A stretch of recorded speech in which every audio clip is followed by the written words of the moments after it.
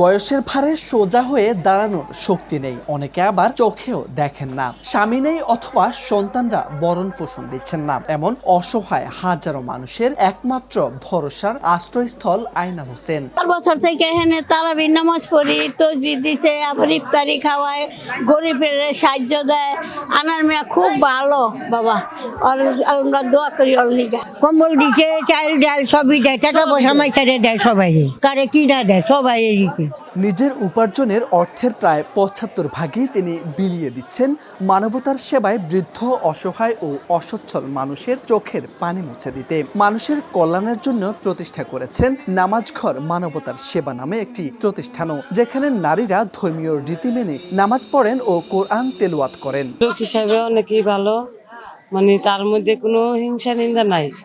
হিন্দু ধর্মতে কোনো বিবেচনা নাই, মানে সবাইকে সহযোগিতা করে। ভগবান তারা ভালো রাখুক, মঙ্গল করুক। রাস্তাঘাটে দেখলে 500 টাকা দেয়, 1000 টাকা দেয়। দেখে মনে হবে এটি কোনো দোকানের চিত্র, তবে এটি দোকান নয়, এটি নামাজঘর মানবতার সেবা কেন্দ্র, যেখানে সারি সারি সাজানো হয়েছে হাজারো খাদ্য সামগ্রীর প্যাকেট। রয়েছে চাল, ডাল, তেল, আটা, চিনি, ছোলা, মুড়ি ও খেজুর সহ 11 ধরনের ইফতার সামগ্রী। দীর্ঘ 1 যুগ ধরে মাসিক ও বাৎসরিক কার্ডের মাধ্যমে এলাকার কয়েক হাজার অসহায় অসচ্ছল মানুষকে এভাবে সাহায্য করে যাচ্ছেন নামাজঘর মানব সেবা সংস্থাটি। আমার এই ব্যবসার প্রতিষ্ঠান একটা বাতিঘর জেহারার।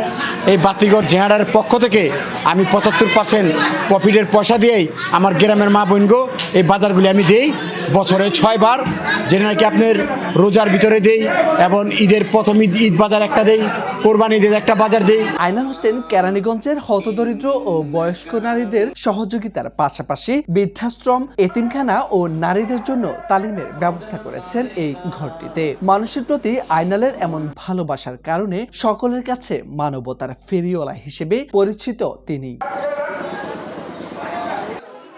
মুর্শেদ আলম, সময়ের আলো।